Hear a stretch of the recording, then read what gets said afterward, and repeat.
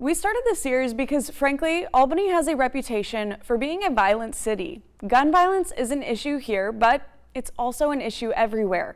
More kids are killed in the United States in gun-related incidents than by anything else, more than by car crashes or any health issue. A black child is 5 times more likely to be shot to death in this country than a white child. These are national statistics, but Albany's population is roughly 75% black, so teen gun violence is an Albany problem. There are plenty of people in this community who are talking only about the violence, but we are focusing on solutions and the people who are taking action, trying to create change, and help Albany become more safe.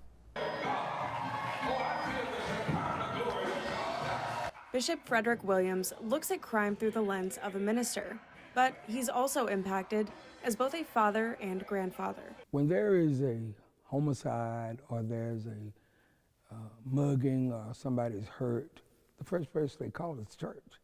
So a lot of times I'm right on the scene. I have, believe it or not, 11 grandchildren, and 5 are little girls and 5 are little boys. And I'm contemplating, is this the city I want them to grow up in? Because we're not doing enough to make this city safe. I would just like to see neighborhoods come back and community in a sense of belonging, no big guy, little guy, but just everybody striving to make this little city, Albany, can be the best. But we gotta collaborate. Bishop Williams started the Albany Stop the Violence chapter after a tragedy of his own. His sister was murdered in East Albany in 2009. For the past decade, he's led Stop the Violence in Albany, working proactively to mentor, advocate, and break the cycle of gun violence through intervention. When we remove a child from a toxic environment by the age of 12, they're 85% more likely to succeed in life. And I keep that in my mind, not just taking them from their parent, but maybe I have to move the parent from that environment. So sometimes we try to uproot them and put them on a whole nother side of town and give them another group of people and friends. And surprisingly, it works. District Attorney Greg Edwards says his observation of an increase in gun violence among minors is fact, according to the raw numbers. In 2020, there were 11 cases. In 2021, there were 30 cases, more than triple almost the number that had been involved in 2020. And in 2022, there were 34 cases involving juveniles with guns in some capacity, either with aggravated assaults, discharging firearms, or other illegal gun use. So that was a dramatic jump from the earlier stats that we looked at beginning in 2020. Someone else who's been touched by gun violence is Larry McCray Sr. His 18-year-old son was murdered on March 2nd, 2019. I look at gun violence and senseless shootings a total different way. I mean, it's like being that it happened to my son.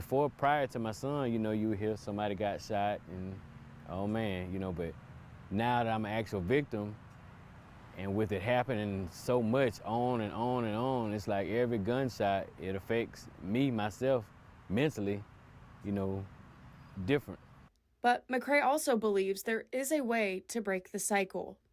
I would think if we could somehow incorporate more activities for the youth, and not just,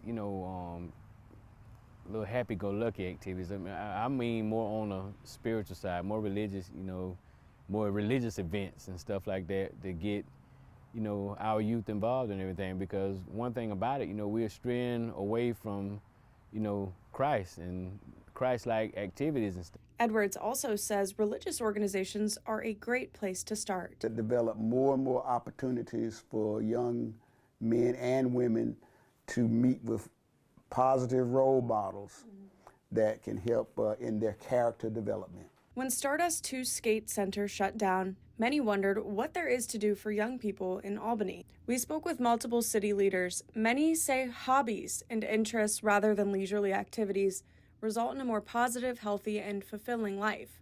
Albany Police Chief Michael Pursley agrees. As I've had young people tell me, you can only skate so much, you can only go to putt-putt so much, you can only walk around the mall so much.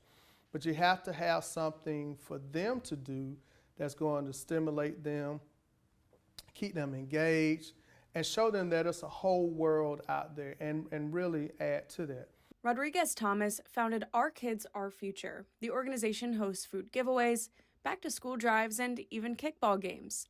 His idea being, if we all do a little to help others, we will all move forward.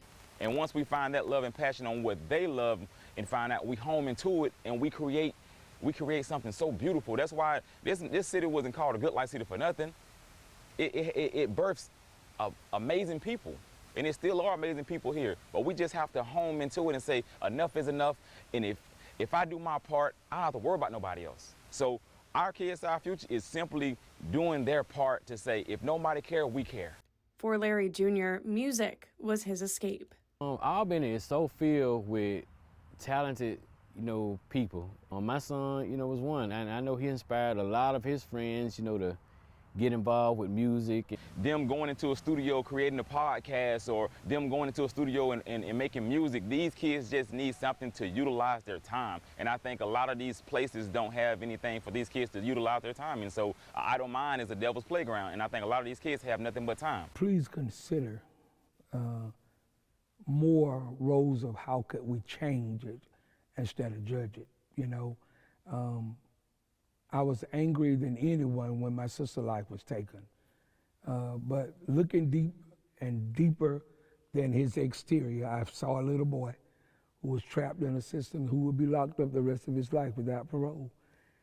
But my heart was that he finds God and not been put to death at an early age. And so I encourage everybody to stop saying it's not my problem.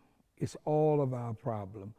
And if you're in Albany, Georgia, take part of what we're doing. A lot of people think that when we say stop the violence, we're going out in the combat area, and that's not what we're doing. But sitting at a round table, sometimes you can make big machinery work by the push of a button. So I want you to just consider that. These discussions are a good place to start, but as Bishop Williams says, we all have to collaborate. As we continue this series, we want to know the issues that you care about most. You can message me on Facebook or send us an email on which issues you would like to see us cover next. These open conversations include everyone and hopefully are a step in the right direction. For WALB Investigates, I'm Heidi Paxson.